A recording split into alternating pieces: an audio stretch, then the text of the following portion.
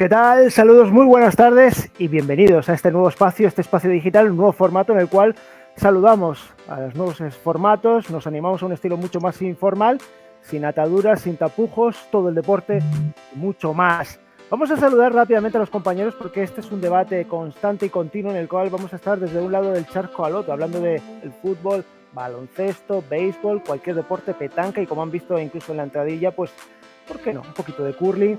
Desde México tenemos rápidamente a Carlos Mario Rincón. ¿Qué tal? Muy buenas. ¿Qué tal, Dani? ¿Cómo estás?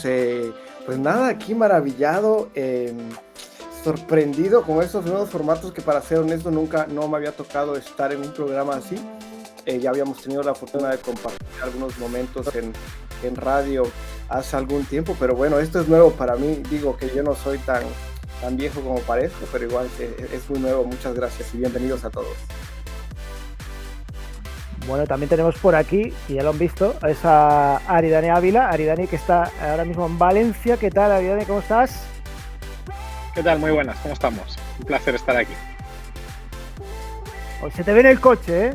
No sé si cuestiones laborales. Sí, hoy no podía fallar en el estreno, evidentemente, pero bueno, como también la tecnología nos da estas posibilidades, pues podemos decir que, aunque sea el primer día, ya estamos en un exterior, en un sitio fuera del habitual, así que bueno, pues vamos a disfrutar y hablar un ratito de lo que más nos gusta.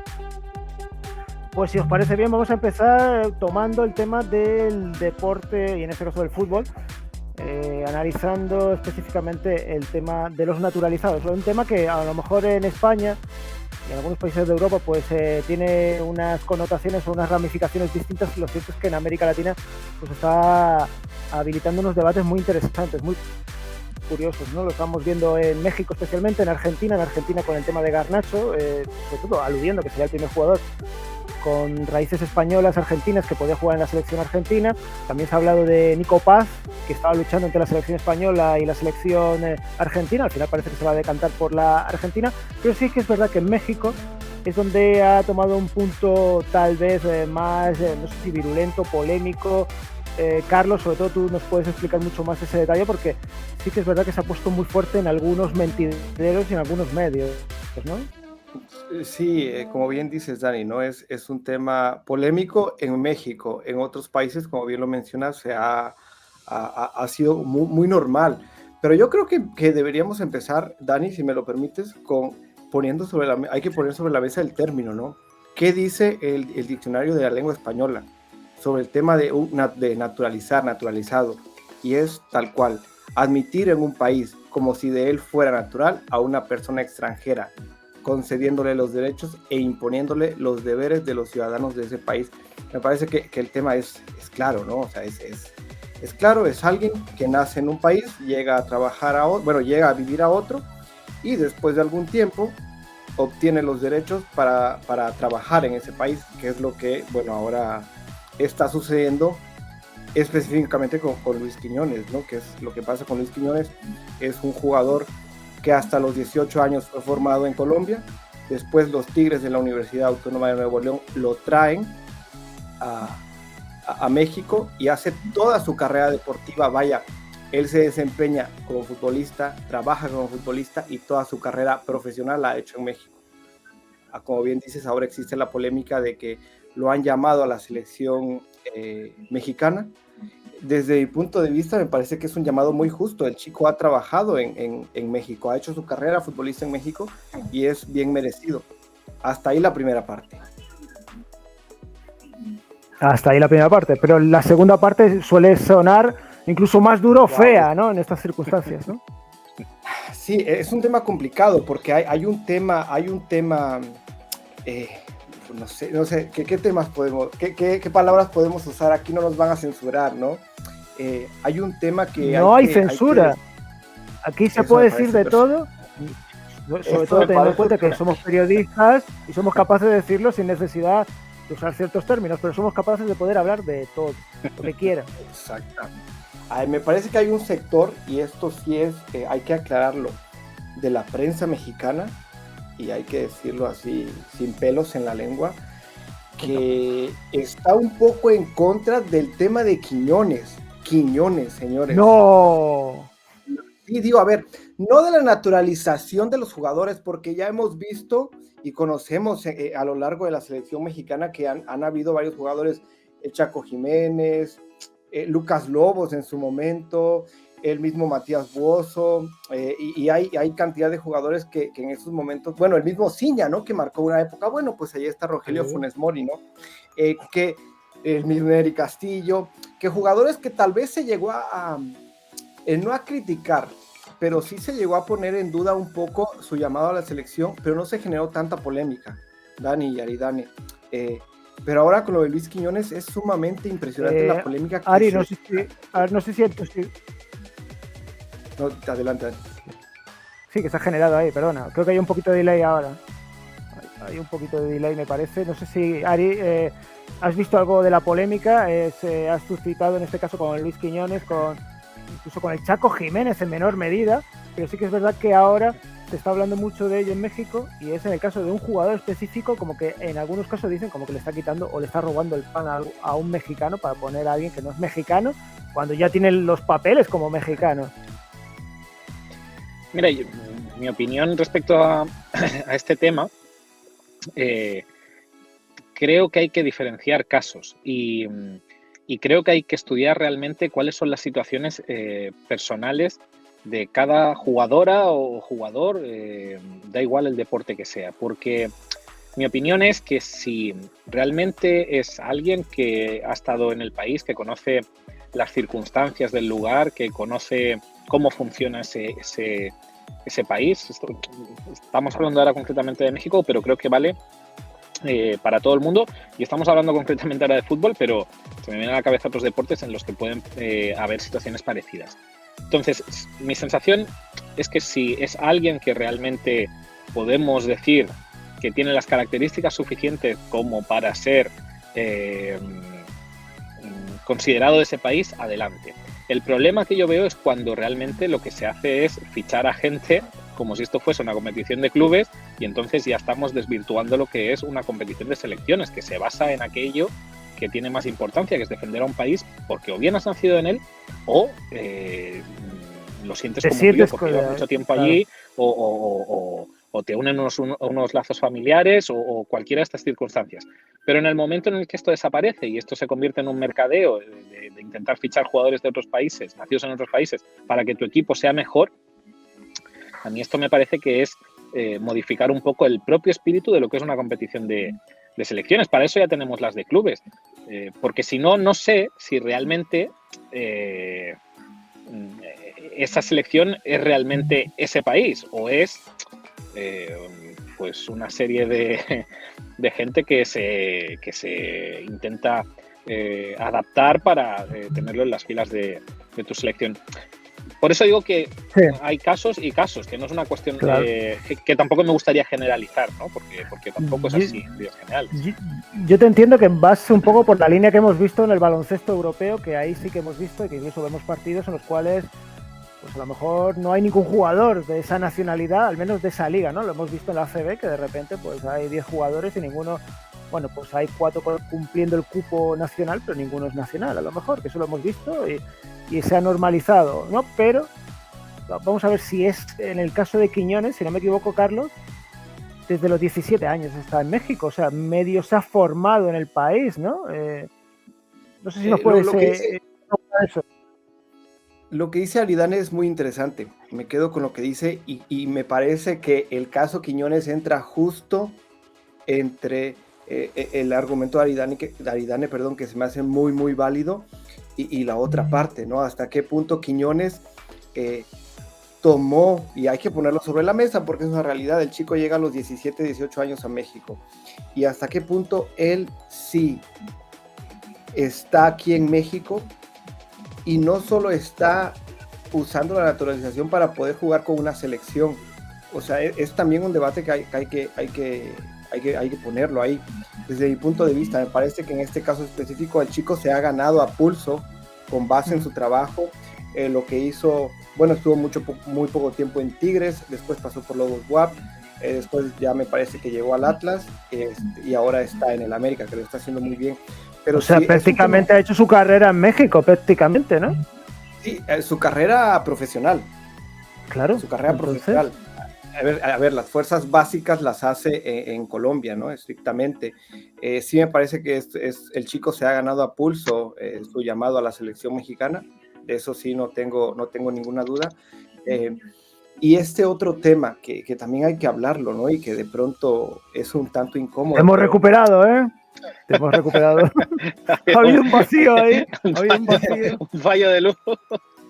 Se indignó por lo que decíamos sobre Quiñones. Entonces, decías, Carlos. Sí, hay que ver si en verdad Quiñones le está quitando un lugar laboralmente a un Algunos mexicano. lo dicen, ¿eh? Algunos lo dicen allí, ¿eh? Claro, es que se dice en prensa internacional, Dani, o sea, se dice en prensa internacional. Hay gente que lo está cuestionando. Aquí lo curioso y lo que en realidad causa ruido es que cuando fue el tema de Funes Mori nunca se puso sobre la mesa. Rogelio Funes Mori que llegó aquí. A ver, pero no, Dani, hay que ser muy sincero, verdad. A Luis Quiñones le han dado con todo. Y a Funes Mori, digo, también el chico es un goleador y llegó, bueno, no llegó tan joven, él consigue su nacionalidad mucho después, pero lo de Quiñones en verdad es impresionante y parece, y hay que decirlo porque lo hemos platicado y lo voy a decir, que esto no es un tema meramente deportivo. Sí. Es un tema que empiezo a pensar que es porque es afrocolombiano, empiezo a pensar que uno lo dijo, ojo, lo dijo Faitelson en un debate y digo, empiezo a pensar que no es solo porque es colombiano, sino porque en el acervo cultural uno ve a un mexicano con un estereotipo y quiere seguir viendo ese estereotipo en la selección. Me da esa sensación, no sé por qué. Sí, pero eso me lo creo absolutamente. Pero entonces hay que reflexionar si realmente el fútbol o el deporte en general no es más que una expresión de la propia sociedad, y hay veces que hay cosas que no sabemos ver cuando nos miramos al espejo sobre quiénes somos, y de repente aparecen en situaciones como estas que nos hacen ver realmente cuáles son nuestros valores. Entonces yo estoy muy de acuerdo con lo que están diciendo ustedes. En situaciones de estas es cuando podemos ver por dónde vienen las cosas, pero también son oportunidades para intentar ver que el color de la piel o el lugar de nacimiento de tus antepasados no necesariamente decidan hacia dónde tiene que ir tu camino. No obstante, tampoco creo que sea una cuestión meramente de México. Mira, ahora me venía a la cabeza una imagen que he visto esta tarde del Fútbol Club Barcelona, un once inicial. Sí. Y bueno, procuro no ver muchas cosas del Barça porque si no se me suele romper el... Ya, te da urticaria ahí la piel. Te da urticaria. No pasa nada. Lo paso rápido para que no me A Carlos le ocurre igual. A Carlos ahí en el fondo tiene a su equipo de cabecera. Últimamente soy más tolerante. Pero lo destacable es que en ese once inicial había dos jugadores, porque bueno, el titular era como que por primera vez en no sé cuántos años no había ningún catalán en el once, claro. No había ninguno, pero sí que lo había, porque realmente, no seré yo quien vaya a defender al Barça, pero realmente Lamine Yamal es catalán. Es un jugador nacido muy cerca de Barcelona, entonces... Pero claro, traigo este debate porque, claro, Lamine Yamal no es el prototipo de persona caucásica habitual de la zona, ¿no? Estamos hablando de un hijo de africanos, pero sin embargo hay mucha gente que no lo ve como catalán, mucho menos como español. Entonces es un debate muy parecido, pero vuelvo a lo que decía de que el fútbol al final nos enseña también cosas de lo que somos como sociedad, ya a nivel global, ya es que esto traspasa un poco fronteras. Claro. Yo voy a poner un ejemplo, si me permiten un ejemplo.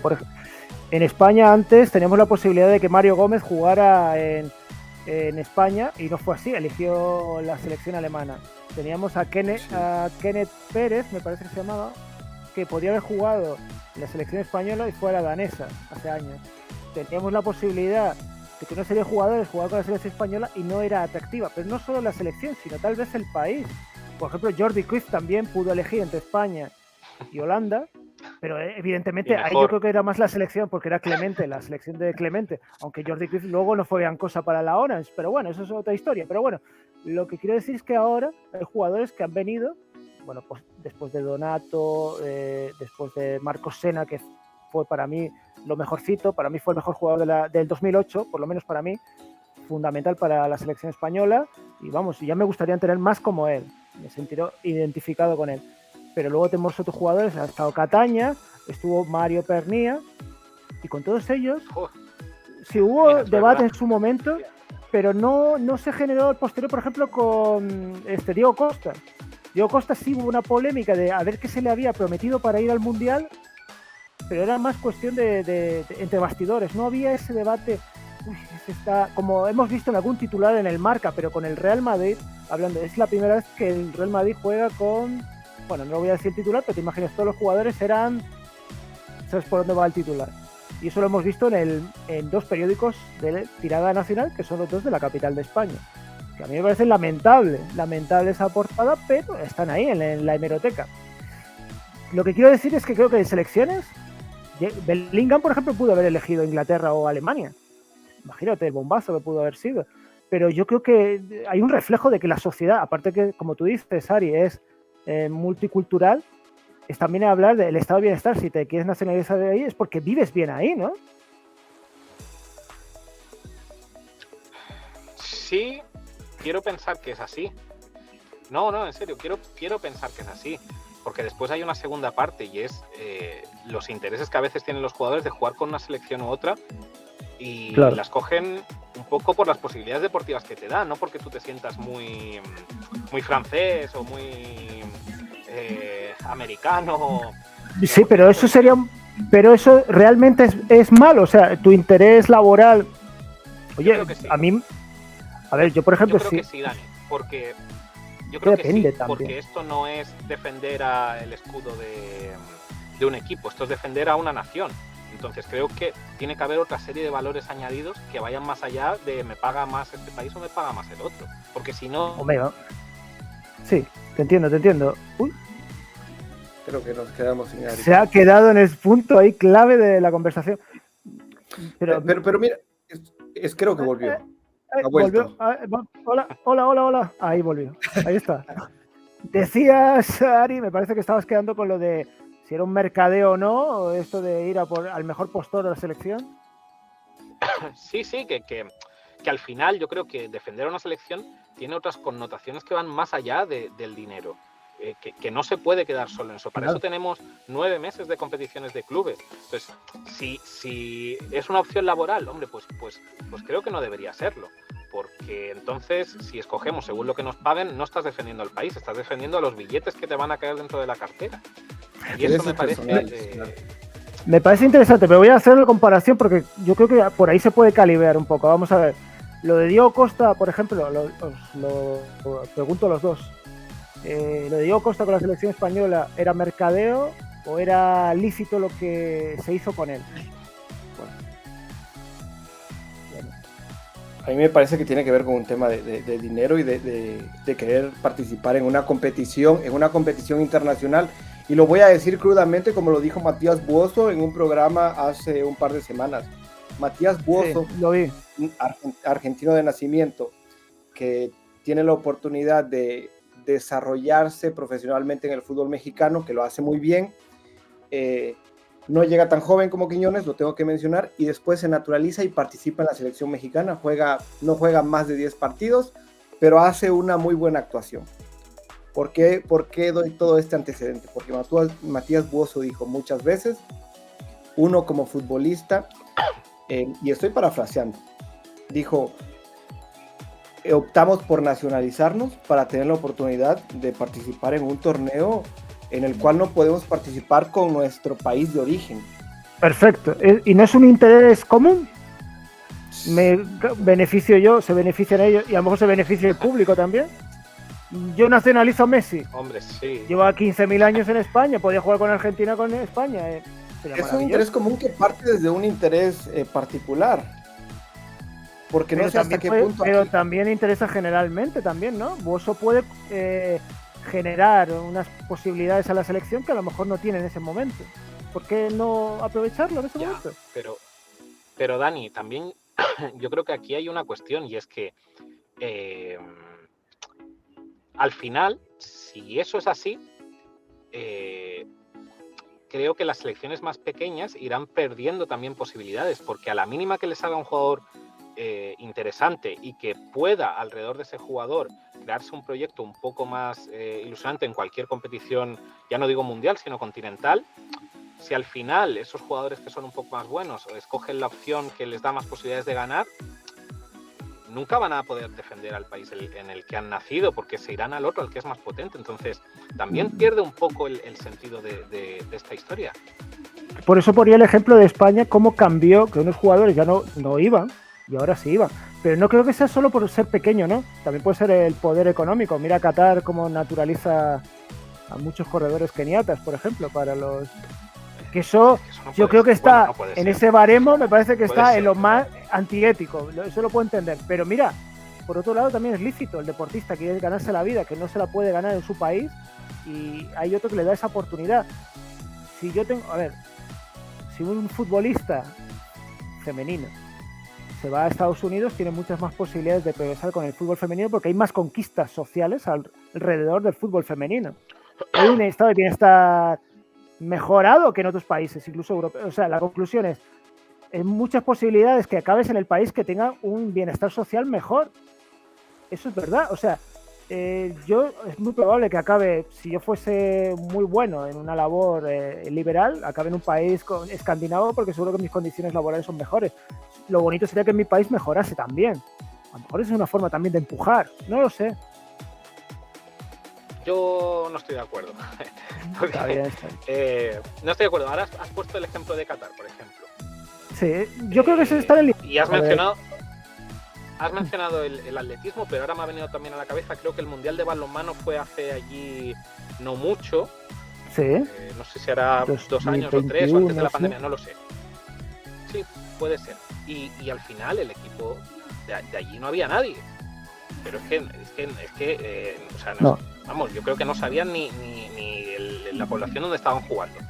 Entonces, al final también creo que los más débiles son los que van a perder, porque países que necesiten deportistas más físicos irán a África, igual que se acaba con muchas materias primas, pues también pues iremos sacando jugadores que nos den mucho potencial. Entonces, al final, me da la sensación de que en algo que debería ser más puro, que son las competiciones de selecciones, acabarán cayendo un poco en esa tesitura en la que están las competiciones de clubes, y entonces creo que no tendrá mucho sentido y será muy difícil identificarse para las aficiones de cada país con un equipo en el que a lo mejor, ya he dicho al principio que no es lo mismo un caso de alguien que lleve tiempo, claro. Estamos hablando ahora de este caso que yo con 17, eso lo entiendo y perfecto, pero ¿dónde se pone la línea? ¿Dónde está el límite? Interesante, ese es Carlos, no sé dónde se puede poner la línea, Carlos. Al final me parece, digo, ya cada país y los gobiernos, los estados y las administraciones tienen sus restricciones, ¿no? Para obtener estas nacionalidades o la naturalización.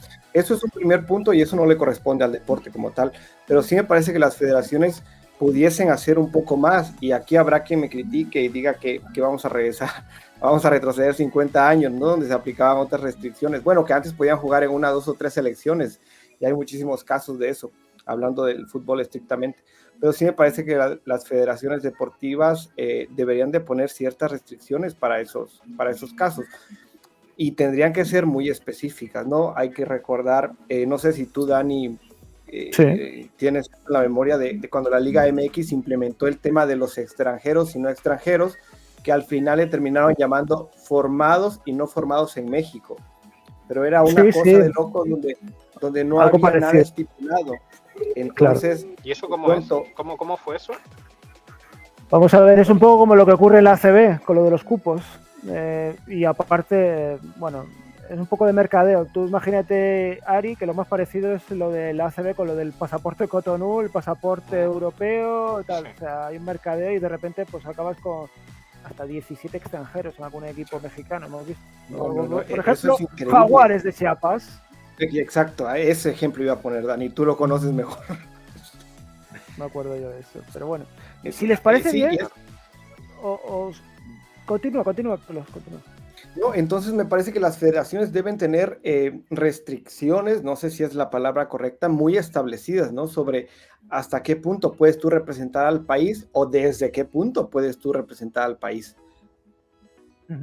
Si os parece bien, vamos a poner un corte, vamos a escuchar algunos de los comentarios que se han dado, sobre todo en el caso de Quiñones, para ponernos en situación de lo que se vive en México, hacer nuestras comparativas y si podemos en cierta medida poner la rayita donde debemos ponerla en esta polémica. Vamos a empezar escuchando a Paco Gabriel de Anda, que puede ser que haya estado en esa raya más sinuosamente, en este caso en el espacio de fútbol picante de ESPN. Vamos a escucharlo. Hablamos de potencias a nivel mundial que utilizan o que han utilizado naturalizados. Pero casos diferentes. ¿Por qué? A ver, dime quién. España. ¿Quién? Sí, España, Silva. Alemania, Francia. Cena. Oye, hace 15 años. En la Eurocopa. En el 2008. Cuando en el le ganó 2008. a Alemania. Sí, pero no era, Cena. vamos a naturalizar a Cena para potenciar al fútbol español. A mí lo que no me gusta es, porque así se dijo, vamos a naturalizar a los mejores de la liga para elevar el nivel de nuestra selección. Pues ya se vio contra Alemania, que con puros mexicanos, nacidos y hechos y formados en México. Bueno, Julián es mexicano ya. Sí, pero no formado en México. No formado en México. Él llegó a los 18 años a México. Y como seguramente se va a dar el no es tema formado. de Volpi, pero sí, pero ojo, Rafa. A ver, Si yo no soy de hay los que tiempo. yo soy de los que dice, a ver, ya está Quiñones, ya trae la playera de la selección, lo apoyo y que le vaya muy bien. Lo apoyo y que le vaya muy bien. Ahora, eso de que tiene que jugar porque es naturalizado, no. Tiene que jugar porque marca Yo diferencia. estoy de acuerdo con Beto que hay que ganarse un lugar. Sí. Hoy, por ejemplo. Perdón. Ari, ¿tú te imaginas esto en Estudio Estadio? No. Al menos en esos términos no, me da la sensación. No. Pero también ha añadido una cosa interesante sobre si vale la pena, quiero decir, naturalizar a alguien implica que ese jugador o esa jugadora ya tengan que jugar por decreto. Claro, desde el punto de vista de estamos haciendo un esfuerzo y tal como federación, claro, pero yo creo que no. Yo creo que no. No, para nada. Creo que no tiene que jugar porque sí. Pero también pienso, bueno, si no tiene que jugar porque sí, realmente no hay algún jugador que pueda ocupar ese puesto sin necesidad de acudir a una circunstancia que implique nacionalizar a alguien.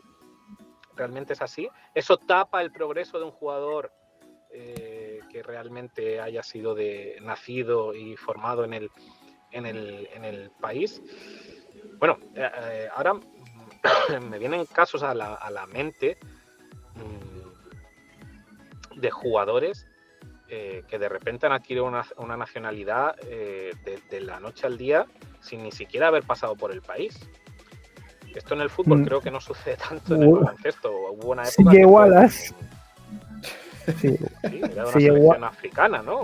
Sí, fue con Senegal, me parece que... No, Congo. Bueno, con el Congo, y él es de Illinois, o sea... Un tipo americano y tal, que no ha pisado nunca África en su Rubio vida. con ojos azules. Tal, o ahora me estoy acordando de JC Carroll, el jugador americano que jugó en el Madrid muchos años y tal. Yo creo que tenía el pasaporte de Azerbaiyán. Spencer Nelson con... Sí, Spencer Nelson Sí, otro, también, es que claro, que son dos, cosas ahí. Que yo no acabo de verlas. En esos casos tiene que jugar, hombre, tiene que jugar porque es mejor que los del país. Bueno, pues sí, o no lo sé, es que, claro. Voy a poner otro ejemplo, voy a darle la vuelta a la inversa.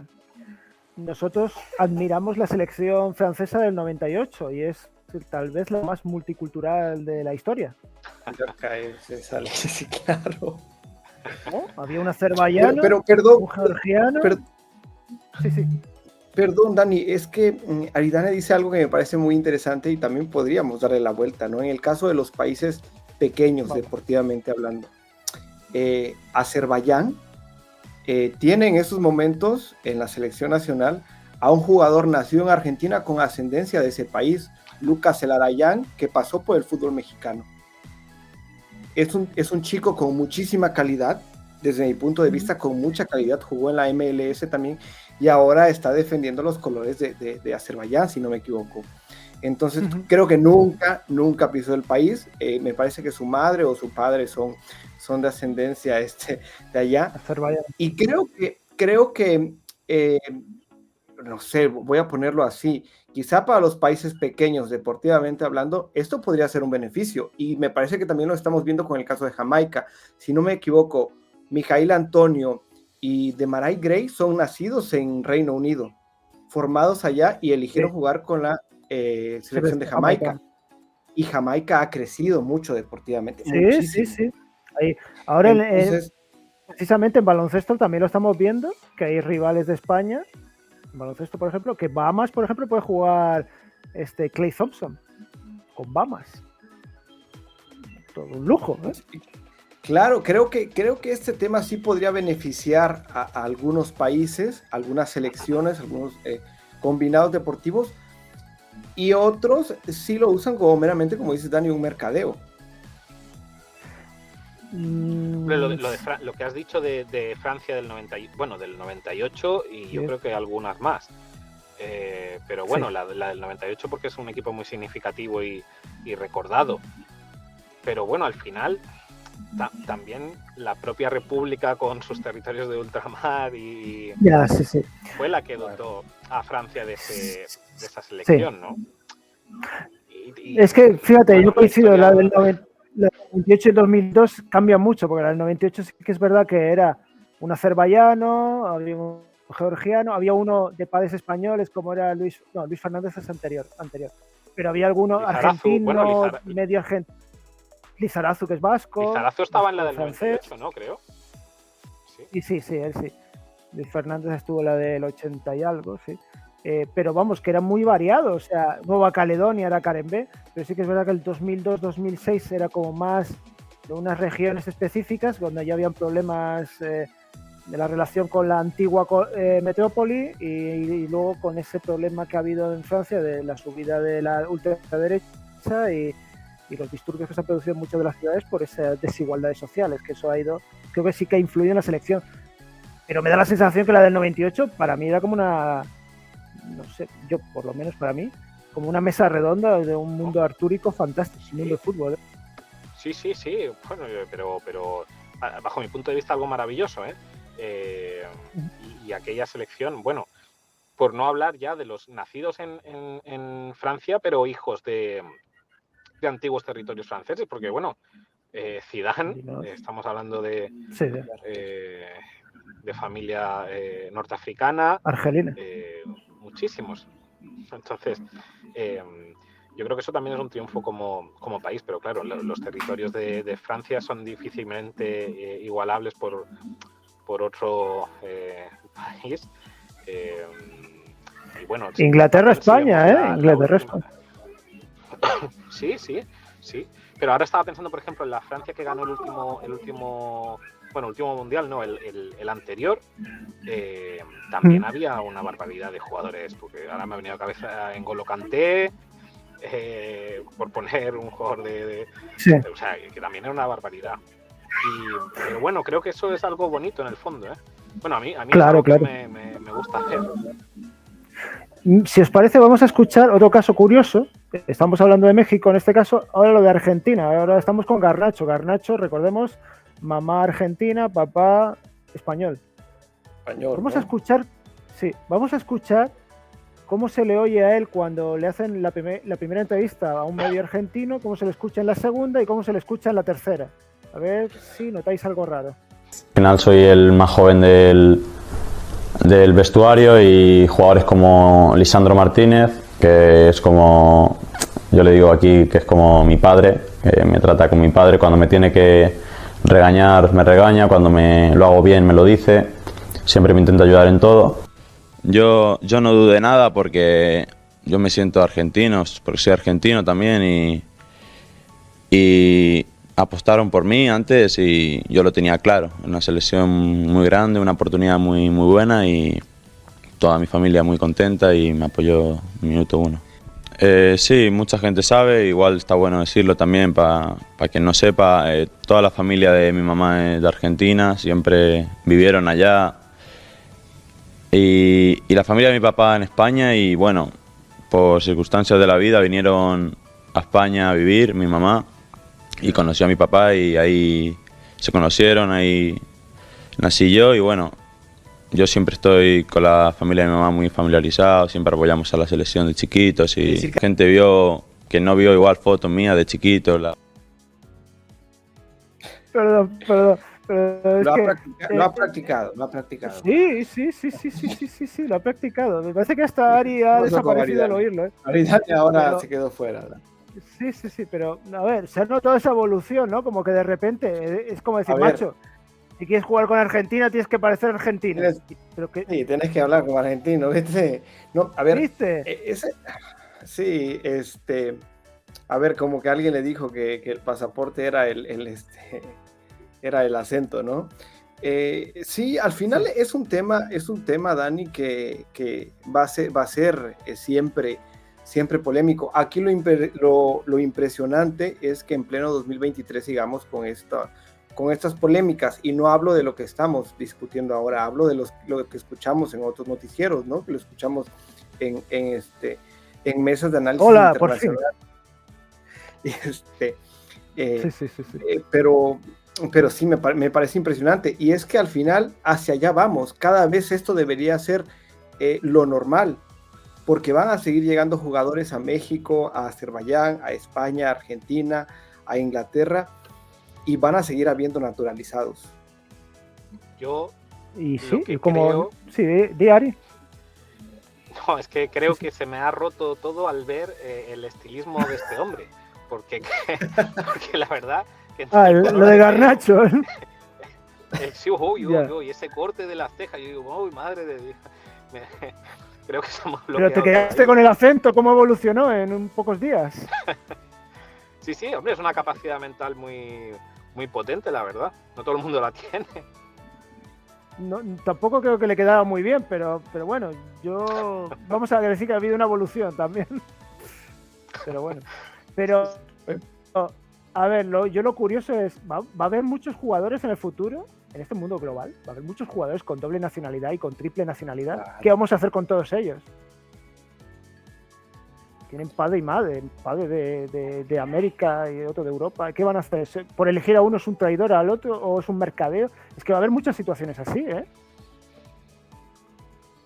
Yo prefiero pensar, que soy un romántico y prefiero pensar que los jugadores van a elegir a la selección que quieren defender, como decía Aridane, ¿no? O sea, que es defender a la selección, portar la camiseta y el escudo, hablando del fútbol y así en todos los deportes. Yo quiero pensar eso. Y un caso me parece que el caso de Cubo, por ejemplo, es que ahora lo traje a la mente por el tema del acento.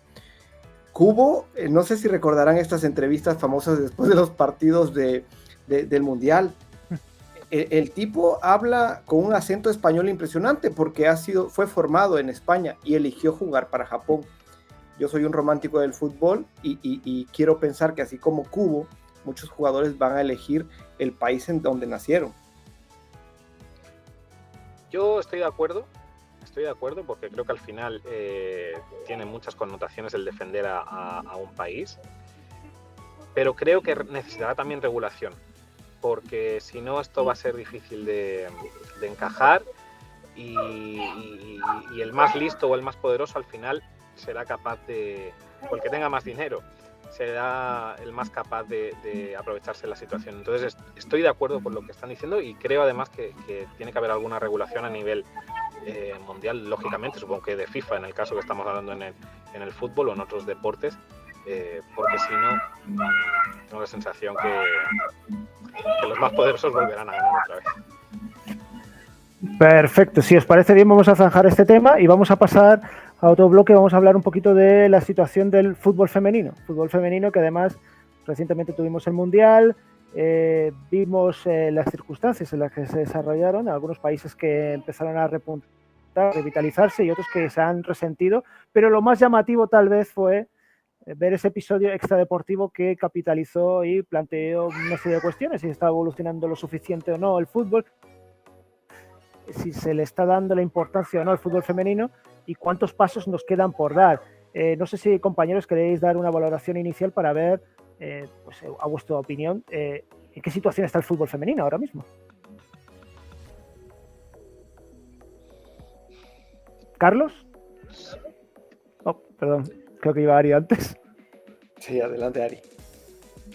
No, mira, creo que el fútbol femenino está en una posición mucho mejor de la que estaba hace 2 años. Creo que no solo a nivel estatal de cada estado, sino a nivel mundial. Creo que la visibilidad que se ha puesto en diferentes contextos es muy potente, que ha habido situaciones en las que antes habrían pasado desapercibidas y que últimamente desde los mismos medios de comunicación o las instituciones se están tomando más en serio el darle una buena cobertura al fútbol femenino y al deporte femenino en general. Pero siendo el fútbol el deporte más potente del mundo, creo que eso arrastra a otro tipo de situaciones. Ahora bien, por un lado creo que todavía queda mucho por hacer, y por otro lado creo que al final lo que está pasando de que el fútbol femenino tenga más visibilidad, no creo que sea tanto por el hecho de que sean mujeres, sino porque creo más que es por el hecho de que es el fútbol. Porque ha habido muchos deportes en los que la presencia femenina ha sido muy importante. Bueno, por hablar de España, el baloncesto es el deporte femenino con más licencias de lejos. No es el fútbol, que es el deporte rey, es el baloncesto, el deporte femenino con más licencias en España. Y sin embargo, no ha habido una presencia tan importante como la que ha habido del fútbol en los últimos tiempos.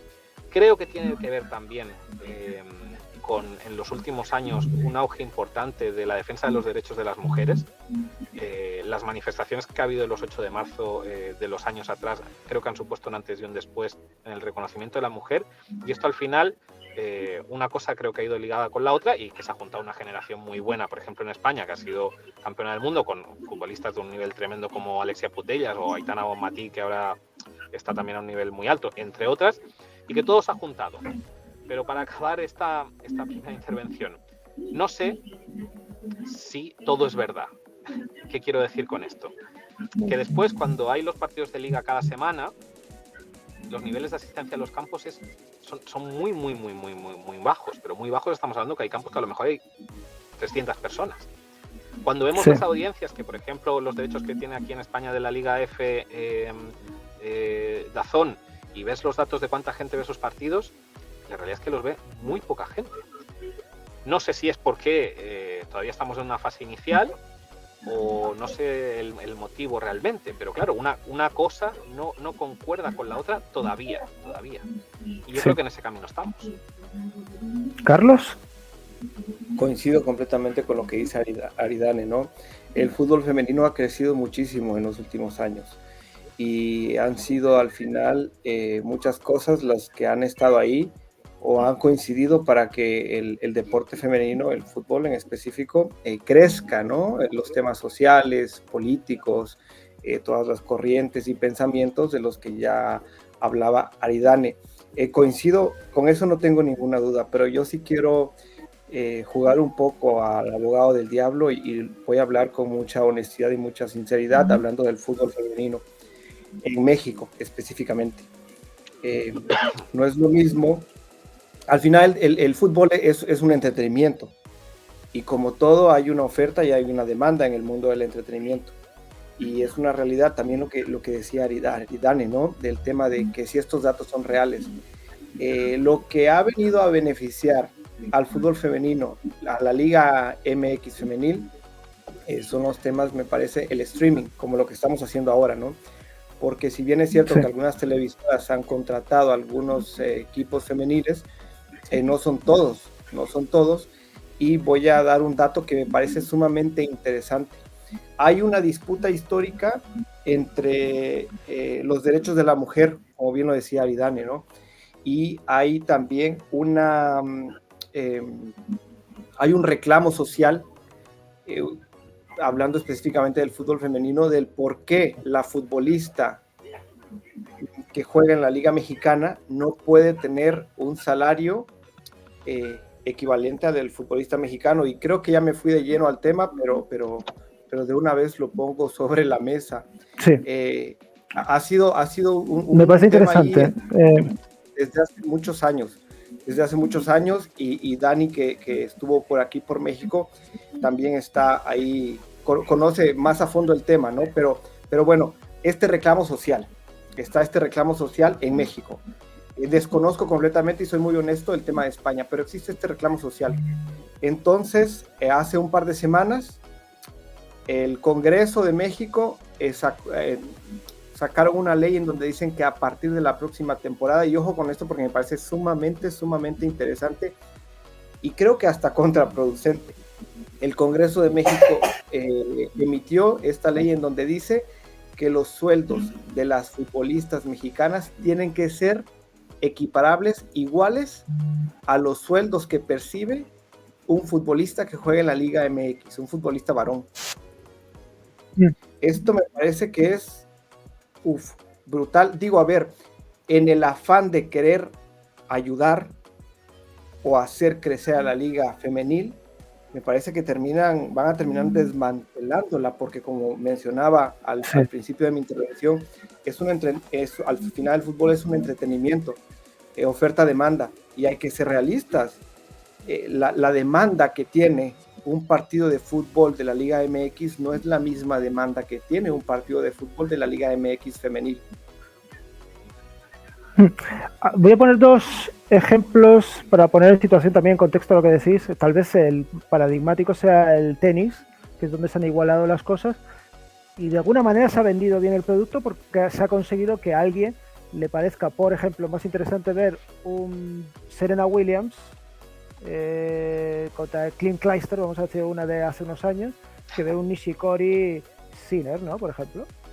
Parece más interesante, se ha vendido mejor, ¿no? Eso es posible. Pero es verdad que en el tema del fútbol, yo me he encontrado con técnicos que dicen que si igualas los sueldos, el equipo lo tiene que cerrar las llaves y apaga y vámonos, y cierra las luces, porque todavía, por ejemplo, los premios de la FIFA, el Mundial, a mí me contaron la relación, lo que reclamaban, que era lógico, lo que decían los jugadores es que en las primas los equipos masculinos se llevaban en premios una relación de 10-1, pero con respecto a lo que se generaba de publicidad y de beneficios, se le daba un 21% a las chicas y un 10% a los chicos. Entonces, claro, lo que querían decir es que se había aumentado, no sabemos si es lo suficiente, pero ¿hasta dónde podemos llegar ahora mismo con eso, Ari, por ejemplo? Es una buena reflexión. Por lo que yo conozco, por lo menos a este lado del océano, las reivindicaciones de las futbolistas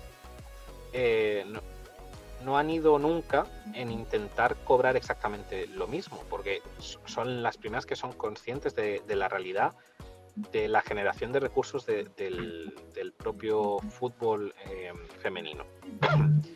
Entonces, creo que en eso son bastante conscientes. Y a partir de ahí creo que es una reivindicación que es bastante razonable. También ha pasado una cuestión en la liga que en los últimos años, y en relación a esto que estamos hablando de, no sé si llamarlo auge o puesta en escena o el valor que se le da actualmente al fútbol femenino, casi todos los equipos de la primera división son equipos que ya están en la liga masculina, digámoslo así. Y eso antes no pasaba, porque a los equipos les interesaba más bien poco el fútbol femenino, por no decir nada. Y la mayoría de clubes, las secciones que tenían, femeninas eran algo amateur y bueno, para rellenar el historial. Entonces, cuando ya los clubes serios de la primera división masculina han decidido tener equipos femeninos, todo ha cambiado un poco, creo que a mejor. Pero bueno, los equipos más grandes de España, por ejemplo, el Levante, el Rayo Vallecano, el Español, esos eran los grandes del fútbol femenino. Sí, correcto. Entonces, bueno, el Barça ni existía, o el Real Madrid. Bueno, el Real Madrid, esto es una cosa que es, bueno, pues que compró a otro y tal, ¿no? Era el Tacón, ¿cómo se llamaba el equipo? Sí, el Tacón. El Tacón. Entonces, bueno, es una cosa relativamente nueva, pero yo creo que es una reivindicación justa que en proporción pues las ganancias sean esas. No creo que Alexia Putellas pretenda cobrar 30 millones de euros, ¿no? Porque eso no es posible. Pero no es posible en relación a lo que se genera, pero claro, también estamos en una edad inicial de toda esta historia, ¿no? Claro. A ver, ahí lanzamos la cuestión. Carlos, Ari, Alexia Putellas pide 1 millón de euros de sueldo para renovar. ¿Se lo merece? ¿Se debe? ¿Toca percibir esa cantidad? ¿Qué opináis?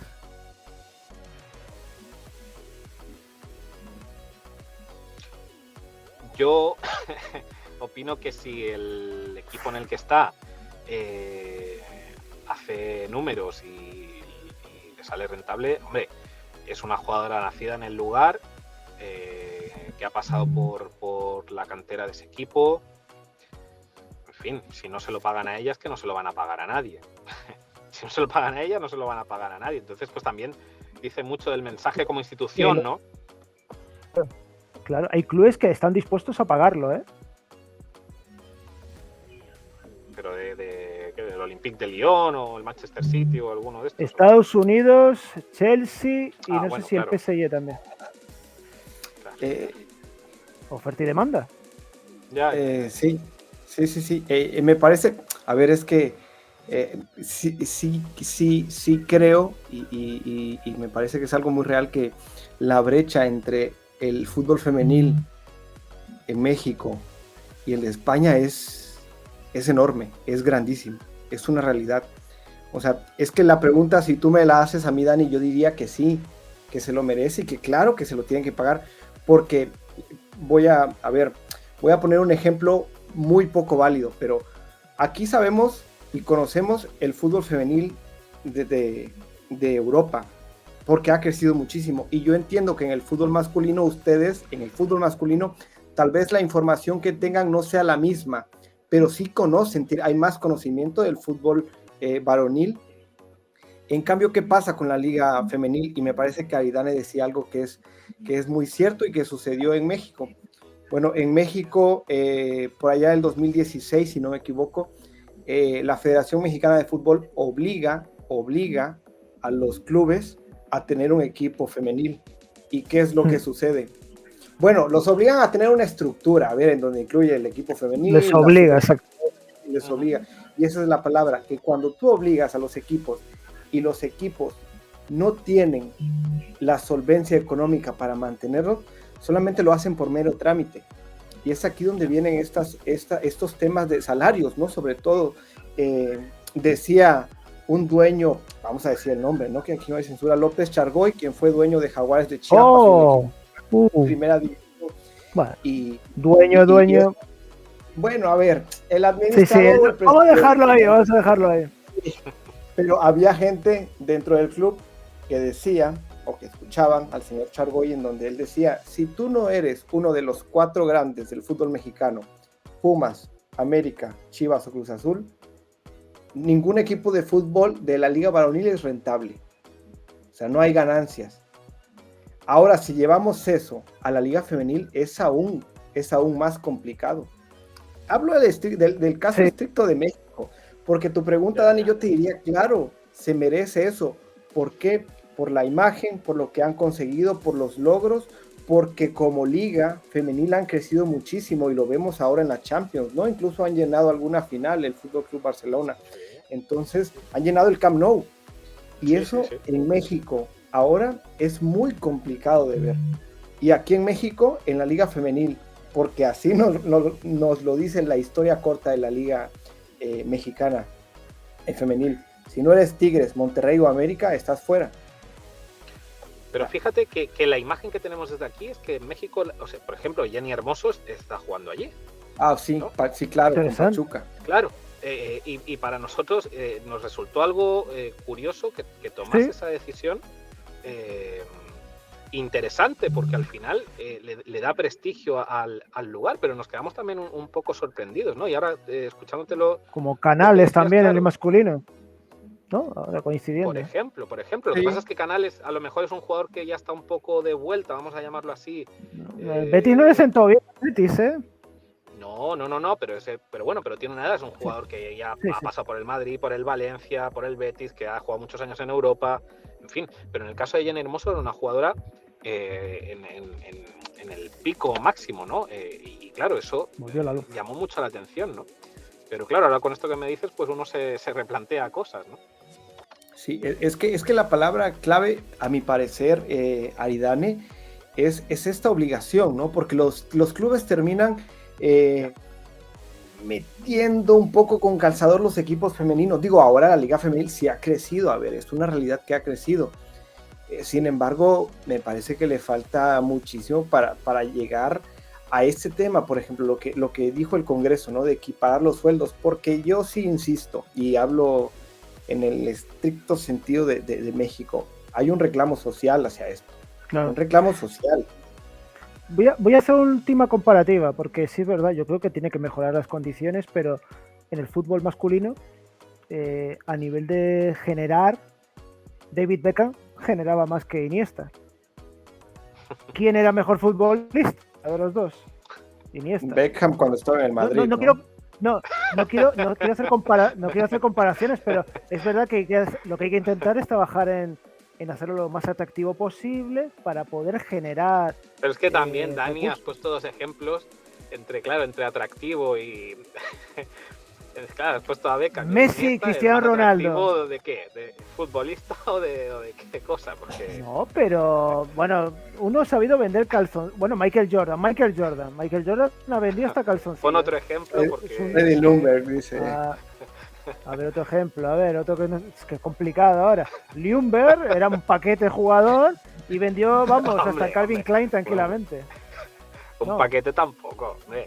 Bueno, era un jugador solventillo, jugó en el Arsenal y tal, pero, hombre, tampoco era la leche. El tenis tal vez sea el mejor ejemplo, ¿no? Porque en el tenis, dice uno, voy a ver un Serena Williams. Me apetece más que ver a Sinner. Me parece que eso todavía ocurre. Si tienes la posibilidad de comprar las entradas, vas a ver a Serena Williams o a Venus Williams o en su momento Clint Clijsters. Yo por lo que recuerdo sobre todo esa época dorada. El tenis supo venderlo bien. No sé cómo, pero lo hizo. Tal vez sea la clave, ¿no? Pues sí, a base de revoluciones muchas veces estas cosas pasan, ¿no? O sea... Creo que no hay muchos derechos que caigan del cielo porque un día alguna organización decide igualar las cosas. Casi todos los avances nacen de revoluciones o de rupturas, de huelgas. Ahora nombrabas el tenis, antes de la era Open y después de la era Open, eso fue como una super revolución. Antes los tenistas no podían a los Grand Slams acceder si no eran profesionales. Bueno, unas historias que hasta que no se plantaron todos y bueno, el Arthur Ashe, aquel mítico jugador estadounidense que falleció y que fue uno de los grandes defensores de que el tenis debía cambiar, pero fue a partir de una ruptura, fue a partir de una revolución, si no, es que no existía ni la ATP, o sea, es que las federaciones no tienen mucho interés. Bueno, hemos visto todo lo que está pasando, que aún no se ha acabado ahora que hablamos del fútbol femenino, con la selección. Después podemos entrar, bueno, ya no podemos entrar porque pero en otro día podemos hablar perfectamente de si las jugadoras a lo mejor están estirando demasiado el chicle o no, pero qué situaciones se han ido dando y sobre todo los derechos que tenían estas futbolistas, ya no solo como mujeres, sino como deportistas profesionales, ¿no? Perfecto. No sé si Carlos quieres rematar o ya nos pasamos a otro tema. Vale, perfecto. Pues si os parece bien, para cerrar ya todo, vamos a hablar, un tema, yo creo que podemos hablarlo incluso en las dos orillas, la Fórmula 1, cómo acabó, ha sido un tema, pues yo no sé si ha sido, compañeros, una de las temporadas más aburridas de los últimos años. Lo digo porque estaba cantado quién iba a ganar, pero no solo que estuviese cantado, sino el insultante dominio que ha tenido durante toda la temporada, que ha sido, bueno, no sé si ganó una carrera Checo Pérez, ganó otra Carlos Sainz, y el resto ya es el vacío absoluto, la esterilidad, el campo yermo, 2 victorias, ¿no? 2 ganó Checo Carlos Pérez Sainz ganó, al principio de temporada, ¿También? ¿no? Que fue una, Sí. y luego la de Carlos Sainz en Singapur, ¿Sí? y se acabó. Se acabó. Qué emoción, ¿no? Si alguien quiere comentarlo, Hegemonía, no sé si quieren, vamos a otro tema, hegemonía pero total. No, hegemonía total. No soy un fiel seguidor ni conocedor de la Fórmula 1, pero sí está este tema de, a ver si lo pronuncio bien, porque luego es Verstappen, ¿no? Vamos a ver qué pasa la siguiente temporada, pero sí, hegemonía total. Al final, hegemonía total. Yo creo que con el tema de Checo Pérez, voy a hablar de Checo porque es mexicano y porque tengo que decir, en México ha habido un crecimiento de los fanáticos hacia la Fórmula 1 impresionante. Obviamente tiene que ver con el tema de Checo Pérez, pero y tiene que ver con los temas que hemos venido hablando, ¿no? El tema de vender el muñeco, de saber cómo hacerlo. Uno no se imaginaría hace 10 o 15 años toda la fanaticada que podía volcarse a asistir, ni siquiera seguir por televisión, a asistir a un campeonato de la Fórmula 1, a una carrera en donde sabemos que los boletos no son para nada baratos. Entonces es impresionante cómo el tema de Sergio Pérez y este subidón que ha tenido en los últimos años ha traído a la afición mexicana a seguir la Fórmula 1, ¿no? Entonces yo creo que en el tema específico de Checo, su techo todavía es muy, muy alto, ¿no? Muy, muy alto. Pero si ha sido la edición más aburrida, respondiendo estrictamente la pregunta, por lo poco que he seguido, me parece que sí. ¿Y cuál es el futuro? No sé. No sé, hombre, a ver, es evidente que ha ganado este hombre y ha ganado fácil. Es así. Es personaje, ¿no? Fácil. Este hombre ha ganado y ha ganado bien. Pero la realidad es que a diferencia de otras temporadas, del segundo hacia abajo ha sido una temporada más o menos interesante, porque empezó Aston Martin ahí como segunda fuerza, después apareció Mercedes, después McLaren también tuvo chance para hacerlo bien, Ferrari parecía que bien y después regular, y después ha sido el único también, un poquito.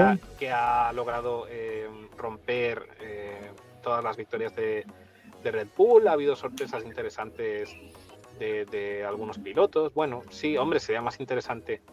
Pero claro, este es un deporte en el que si quisiésemos que fuese el piloto el que destacase más, habría que apostar porque todos los coches fuesen iguales, ¿no? Y que se viese el talento de cada corredor, pero eso tampoco sería la Fórmula 1, porque también implica, es un deporte de equipo, ¿no? Y los equipos también tienen derecho a desarrollar. ¿De equipo? Bueno, yo creo que sí, que la Fórmula Tu 1 primer enemigo, el enemigo número 1, es tu compañero de equipo. O sea, si no, pregúntatelo a Checo Pérez. Con Verstappen, si ¿cómo no se lleva Checo? Claro. En eso estoy de acuerdo, pero es un deporte de equipo, porque en las fábricas de los equipos trabajan cientos y cientos de personas. Entonces el piloto corre, pero depende de lo que hagan los mecánicos. Si entran al pit stop y los mecánicos se equivocan, pues por mucho que haga el piloto, se acabó. A eso me refería yo, aunque es un deporte de equipo. Hombre, al del garaje de al lado lo que quieres es aplastarlo, sí, eso está claro, ¿no? Eso está claro. ¿Puedo lanzar una pregunta, Dani? Bueno, es que Aridane mencionaba algo que me parece muy interesante y es una pregunta que yo me hago frecuentemente, ¿no? Porque decía que si al final solo dependiera del piloto, pero aquí la pregunta que yo me hago, y en realidad se las hago, es hasta qué punto el piloto es determinante y no solo el motor. Uy, pues es una cuestión interesante también. Pero tenemos, bueno, mira, por irnos a Fernando Alonso, que es así el piloto más veterano, Este año ha tenido, yo creo, que un coche más decente que otras temporadas y, bueno, ha podido hacer cosas mejores, no llegar a ganar, pero cuando ha tenido coches peores, como el Alpine o aquellos años de McLaren en su segunda etapa, por muy buen piloto que él es, porque es uno de los mejores, no servía para nada. Era un desastre tras otro.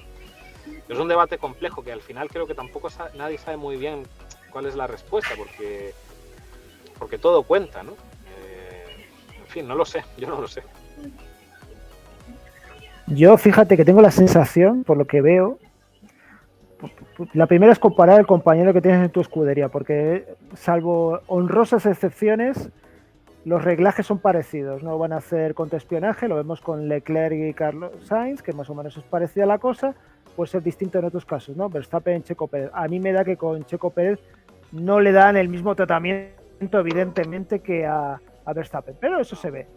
No obstante, yo creo que Alonso y Hamilton, yo creo que son los dos mejores pilotos de los últimos años, por la capacidad de reglajes, de mejorar su coche, su capacidad de analizar la carrera, de maximizar recursos, pero también es verdad que en el caso de Fernando Alonso yo creo que penaliza su carácter, o su mal carácter, mejor dicho, porque si no, las ofertas les hubiese llegado a alguna escudería que seguramente hubiese sido campeona, y también es verdad que elegir una escudería u otra te penaliza, ¿no? Si eliges McLaren ya no puedes elegir Red Bull, la gran pendiente que siempre tuvo él, y luego eliges McLaren en la peor época de su historia.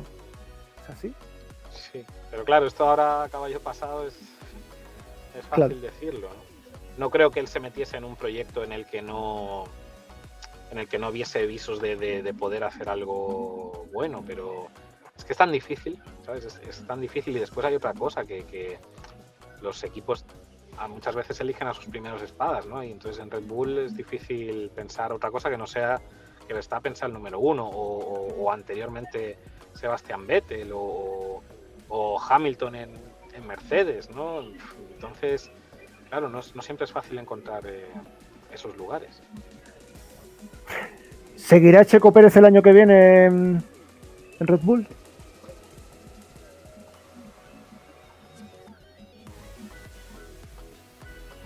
Uno en uno, por favor. Yo no lo sé, pero creo que sí. Yo creo que la parrilla no se va a mover. Creo que todo va a seguir igual. De hecho, antes he visto que Logan Sargent ha renovado en Williams, que era de las pocas dudas que quedaban. Así que yo creo que la parrilla se va a quedar igual. Carlos, en México, ¿cómo se ve la cosa? Hola,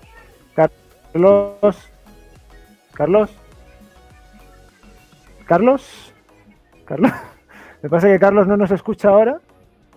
Vamos a ver si nos escucha, ¿eh? Estamos activando tu sonido. A ver, activa Carlos.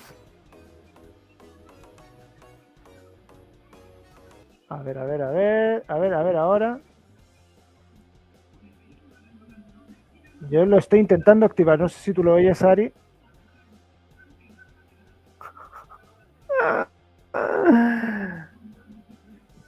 No se oye, bueno. No se preocupen, señores. Si les parece bien, con estas pruebas finales, vamos a terminarlo aquí el podcast, porque yo creo que ya más o menos pues nos ha quedado claro más o menos las conclusiones, las sensaciones. Ari, ¿tú sí me escuchas? Sí. Ah, sí. Bueno, hay algún problema, pero bueno. Carlos, si no nos escuchas, no pasa nada. Continuamos en otra edición, ya vamos a terminar porque ya vamos más de una hora grabados, si es que os parece bien. ¿Y eso escuchas? Entonces, ¿por qué no se lo pido? Buena pregunta, buena cuestión.